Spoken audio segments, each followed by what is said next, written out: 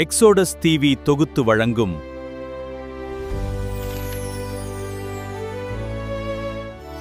அருளுரை துளிகள். அன்பான சகோதர சகோதரிகளே, இயேசு கிறிஸ்துவின் இனிய நாமத்தில் எக்ஸோடஸ் டிவியின் அருளுரை துளிகள் நிகழ்ச்சிக்கு உங்களை அன்புடன் வரவேற்கிறோம். இந்த நிகழ்ச்சி உங்களுக்கு ஆசீர்வாதமாக இருந்தால் எங்கள் சேனலை சப்ஸ்கிரைப் செய்து லைக் மற்றும் ஷேர் செய்து மற்றவர்களும் தேவனுடைய வார்த்தையால் ஆசீர்வாதம் பெற உதவுங்கள். தேவனுக்கே மகிமை உண்டாகட்டும். ஆண்டவராகிய இயேசு கிறிஸ்துவின் நாமத்தினால் உங்கள் யாவருக்கும் என் அன்பின் வாழ்த்துக்கள். எக்ஸோடஸ் டிவியின் அருளுரை துளிகள் என்ற நிகழ்ச்சியின் வாயிலாக இந்த காலை வேளையில் தேவனுடைய வார்த்தையோடு உங்களை சந்திப்பதிலும் நான் மிகுந்த மகிழ்ச்சி அடைகின்றேன்.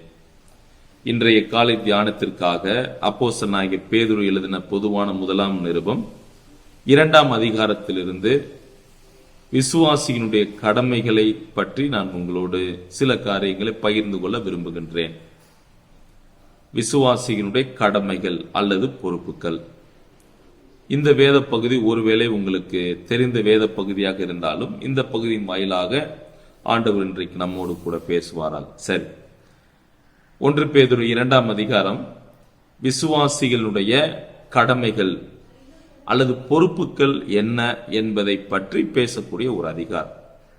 கிட்டத்தட்ட 6 விதமான பொறுப்புகளையும் அல்லது 6 விதமான கடமைகளை பற்றி இந்த அதிகாரம் பேசுகிறது.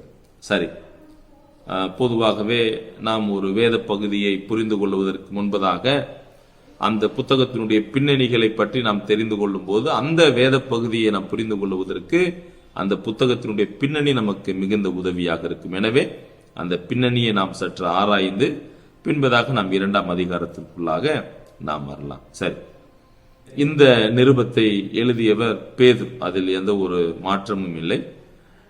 நீரோ என்று சொல்லக்கூடிய இந்த ரோம மன்னனுடைய அந்த காலகட்டம், உபத்திரவத்தினுடைய காலகட்டத்தில் விசுவாசிகள் யாவரும் உபத்திரவத்திற்குள்ளாக பாடுகளுக்கு ஊடாக அவர்கள் சென்று கொண்டிருந்த அந்த காலகட்டங்களில் அவர்களை ஆறுதல் செய்ய, உற்சாகப்படுத்த, பாடுகளுடைய மேன்மையை பற்றி அவர்களுக்கு விவரித்து காண்பிக்க இந்த நிருபத்தை அவர் எழுதுகிறார்.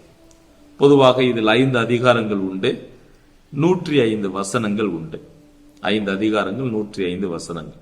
சரி, இப்ப இந்த புத்தகத்தினுடைய சில சிறப்பம்சங்களும் உண்டு. அது மட்டுமல்ல, எழுத்தாளரை பற்றியும் சில சிறப்பம்சம் இருக்கு. பவுலை பொதுவாக விசுவாசத்தின் அப்போஸ்தலன் என்று அழைப்பது வழக்கம். Paul is called the apostle of faith, விசுவாசத்தினுடைய அப்போஸ்தலன். ஏனென்றால் அவர் தனது நிருபங்களில் விசுவாசத்தை பற்றி அதிகமாக அவர் எழுதுகிறார், அதிக மையப்படுத்தி அவர் எழுதுகிறார். அதுபோல John, the apostle John is called the apostle of love, யோவான் அன்பின் அப்போஸ்தலன் என்று அழைக்கப்படுகிறார். எவ்வாறு அவருடைய புத்தகங்கள், அவர் எழுதின 5 புத்தகங்களில் அவருடைய அன்பை குறித்து அவர் அதிகமாக எழுதுகிறார். அதே போல இப்படி பவுல் விசுவாசத்தின் அப்போஸ்தலன் என்றும் யோவான் அன்பின் அப்போஸ்தலன் என்று நாம் சிறப்பான பெயரிட்டு அழைக்கும் போது பேதுருவை எவ்வாறு அழைக்கலாம் என்று கேட்டால் நம்பிக்கையின் அப்போஸ்தலன் என்று நாம் அழைக்கலாம்.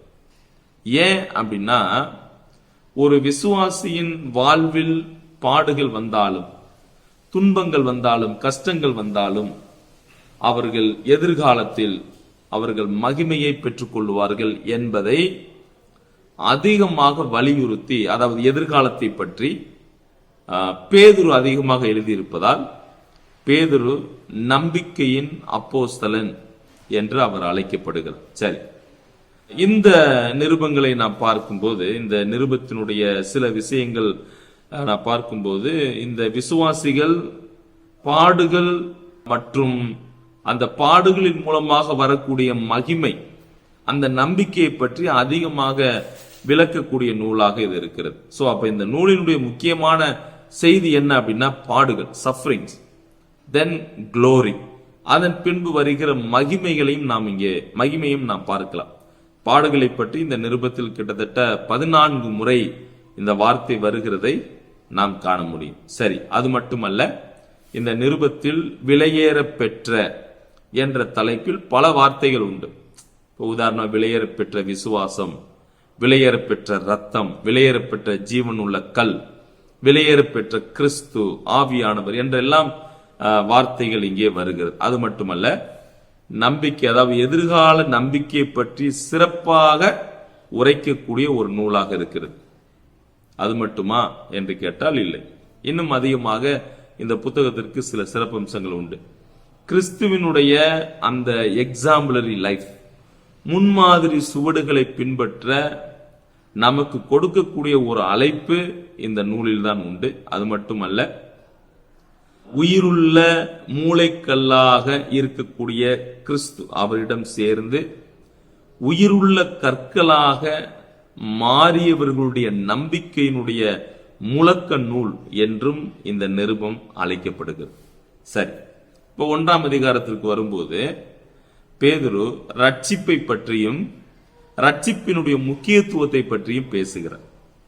ஒரு மனிதர் எவ்வாறு ரட்சிப்படைகிறார் என்று கேட்டால், அவர் ஆண்டவராய் இயேசு கிறிஸ்துவை தன் சொந்த இரட்சகராக தன் உள்ளத்தில் ஏற்றுக்கொள்ளும் போது அவர் ரட்சிக்கப்படுகிறார் அல்லது மறுபிறப்படைகிறார். சோ இந்த அதிகாரத்தில் நமக்கு நம்முடைய ரட்சிப்பு எப்படிப்பட்டது, நம்முடைய ரட்சிப்பினுடைய மேன்மை என்ன, நாம் ரட்சிக்கப்பட்டதால் நமக்கு எவ்வளவு மேன்மைகள், நாம் எப்படி வாழ வேண்டும், அந்த ரட்சிப்பு எப்படிப்பட்டது, அந்த மறுபிறப்பு அல்லது ரட்சிப்பு நாம் எப்படி பெற்றுக்கொண்டோம், இது போன்ற விஷயங்களை 1ஆம் அதிகாரத்தில் பேசுகிறார். உதாரணமாக நீங்க 4வது வசனத்தை கவனிக்கலாம். 1:4, இயேசு கிறிஸ்து மரித்தோரிலிருந்து எழுந்ததினாலே அழியாததும் மாசற்றதும் வாடாததுமாகிய சுதந்திரத்திற்கு ஏதுவாக ஜீவனுள்ள நம்பிக்கை உண்டாகும்படி என்று நாம் படிக்கும்.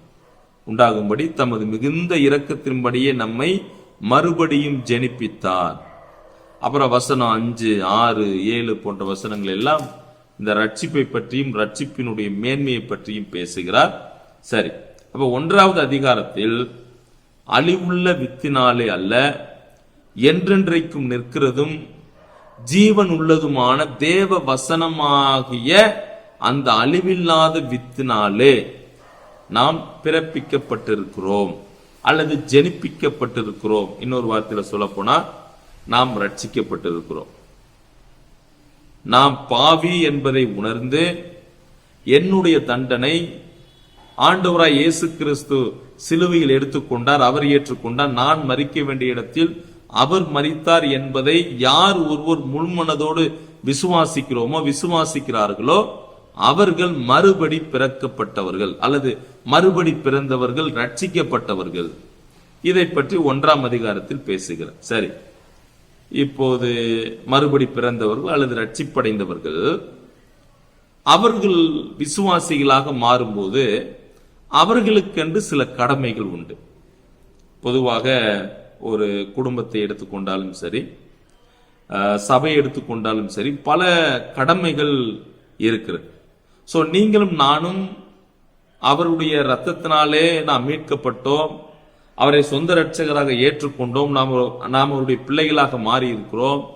எனவே நாம் விசுவாசிகள் என்று அழைக்கப்படுகிறோம். விசுவாசிகளாக இருக்கக்கூடிய நீங்களும் நானும், ரட்சிக்கப்பட்ட விசுவாசிகளாக இருக்கக்கூடிய நாம், நமக்கென்று கொடுக்கப்பட்ட கடமைகளை நாம் செய்ய வேண்டும். அதைத்தான் தேவன் பேதுரு மூலமாக நமக்கு எழுதி காண்பிக்கிறார். சரி, முதல் கடமை வேதத்தோடு உள்ள கடமை, அதாவது in relation to God's word.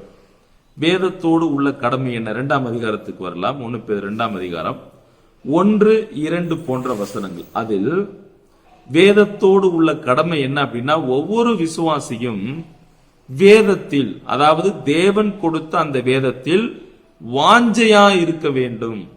அதுல சொல்றாரு பாருங்க, நீங்களும் நானும் கர்த்தர் தயவுள்ளவர் என்பதை நாம் ருசி பார்த்தவர்கள். அப்படி ருசி பார்த்தது உண்மையானால் சகல துர்க்குணம், கபடம், வஞ்சகம், பொறாமை, புறங்கூறுதலை ஒழித்துவிட்டு புதிதாய் பிறந்த குழந்தைகளைப் போல திருவசனமாகிய களங்கமில்லாத ஞானப்பாலின் மேல் வாஞ்சையாயிருக்கு. அப்போ ஒரு விசுவாசி என்ற நிலையில் வேதத்தோடு உங்களுக்கும் எனக்கும் இருக்கக்கூடிய கடமை, அவர் கொடுத்த வேதத்தில் நாம் வாஞ்சையாய் இருக்க வேண்டும். 2வது வசனம் 4 - 8 வசனங்களில் இரட்சகரோடு உள்ள கடமை, அதாவது நமது இரட்சகரான இயேசு கிறிஸ்துவோடு உள்ள கடமை என்ன? வசனம் 4 - 8 வசனங்களில் அவரில் விசுவாசம் வைக்க வேண்டும். we have to have faith in Christ. கிறிஸ்துவில், அவரில் நாம் விசுவாசம் வைக்க வேண்டும். மூன்றாவது கடமை வசனம் 9:10 இருக்கிறது. கிறிஸ்துவின் சரீரத்தோடு உள்ள கடமை. in relation to the body of Christ. கிறிஸ்துவின் சரீரத்தோடு உள்ள கடமை. கிறிஸ்துவின், அதாவது சபை கிறிஸ்துவின் சரீரம் என்று அழைக்கப்படுகிறது. சபைக்கு தலை கிறிஸ்துவாக இருக்கு. அப்ப நீங்களும் நானும் அவரது சபையாகி அந்த சரீரத்தில் இருக்கிறோம். அந்த சபையில, அந்த சரீரத்தில் நமக்கு என்ன கடமை இருக்கிறது என்று கேட்டால், நீங்களும் நானும் ஆசாரிய வேலையை செய்யும்படி அழைக்கப்பட்டவர்கள். அவருக்கு நாம் சேவை செய்ய வேண்டும். அவருக்கு நாம் துதி ஸ்தோத்திரங்கள் ஏறெடுக்க வேண்டும். ஒரு ஆசாரியன் எவ்வாறு வேலை செய்கிறாரோ அதுபோல நீங்களும் நானும் உதடுகளின் கனிகளாகிய ஸ்தோத்திர பலிகளை செலுத்த வேண்டும். ஆசாரியனுடைய வேலையை செய்ய வேண்டும். அவருக்கென்று நாம் ஊழியம் செய்ய வேண்டும், சேவை செய்ய வேண்டும். இதுதான் நமக்கு கொடுக்கப்பட்ட மூன்றாவது கடமை. நான்காவது கடமை in relation to the government. அரசாங்கத்தோடு உள்ள கடமை. அதே அதிகாரம் 11 17 வசனங்களில் அரசாங்கத்தோடு உள்ள கடமையில் நீங்களும் நானும் அதற்கு கீழ்ப்படிய வேண்டும். நீங்கள் அதை வாசித்து பார்க்கலாம். நாம் அதிகாரம் உள்ள, அதாவது அரசாங்கத்தோடு உள்ள கடமையில நாம் அவர்களுக்கு கீழ்ப்படிய வேண்டும். இதை பற்றி பவுல் ரோமர் 13 அதிகாரத்தில் ரொம்ப அருமையா பேசி இருக்கிறார். சரி, ஐந்தாவது கடமை 18வது வசனத்திலிருந்து 20 வரைக்கும். இந்த வசனங்களில் வேலையோடு உள்ள கடமை. அந்த வேலையோடு உள்ள கடமையிலும் நாம் கீழ்ப்படிய வேண்டும் என்று நாம் வாசிக்கிறோம். கடைசியாக வசனம் 21 25 வசனங்களில் பாடுகளோடு உள்ள கடமை. in relation to the suffering. பாடுகளோடு உள்ள கடமை. அந்த வசனம் எல்லோருக்குமே தெரிந்த வசனம் தான். இதற்காகவே 2:21 நீங்கள் இதற்காகவே அழைக்கப்பட்டும் இருக்கிறீர்கள். அப்ப பாடுகளோடு உள்ள கடமை என்ன? நாம் பாடுகள் பட அழைக்கப்பட்டிருக்கிறோம். அது மட்டுமல்ல, அதற்கு மாதிரி இயேசு கிறிஸ்து, கிறிஸ்துவை போல, அல்லது கிறிஸ்து தன் வாழ்வில் பாடுகளை சகித்துக் கொண்டது போல நாம் பாடுகள் பட, அவரை பின்பற்ற நாம் அழைக்கப்பட்டிருக்கிறோம். இதுதான் நமக்கு கொடுக்கப்பட்ட மிகச்சிறந்த கடமையாக இருக்கு. நீங்களும் நானும் அவருடைய அடிச்சுவடுகளை நாம் பின்பற்ற வேண்டும். ஆண்டவருடைய மாதிரியான எக்ஸாம்பிளரி லைஃபை நீங்களும் நானும் பின்பற்ற வேண்டும். இந்த காலை வேளையில் 1 பேதுரு 2 அதிகாரத்தில் நாம் கற்றுக்கொண்ட விஷயங்களை நீங்களும் நானும் நடைமுறைப்படுத்த ஆண்டவர் நமக்கு உதவி செய்யட்டும். வேதத்தோடு உள்ள கடமையில் நாம் வேதத்தில் வாஞ்சையாய் இருக்க வேண்டும். இரட்சகரோடு உள்ள கடமையில் அவரில் விசுவாசம் வைக்க வேண்டும். கிறிஸ்துவின் சரீரத்தோடு உள்ள கடமையில் ஆசாரிய வேலை நாம் அவருக்கு சேவை செய்ய வேண்டும். அரசாங்கத்தோடு உள்ள கடமையில் கீழ்ப்படிய வேண்டும். வேலையோடு உள்ள கடமையில் நாம் கீழ்ப்படிய வேண்டும். கடைசியாக பாடுகளோடு உள்ள கடமை, அவரை முன்மாதிரியாக வைத்து அவரை நாம் பின்பற்ற வேண்டும். நாம் அவருக்காக பாடுபட வேண்டும். ஆண்டவர் நமக்கு உதவி செய்யட்டும். தேவனுடைய நாமம் மகிமைப்படுவதாக. ஆமென்.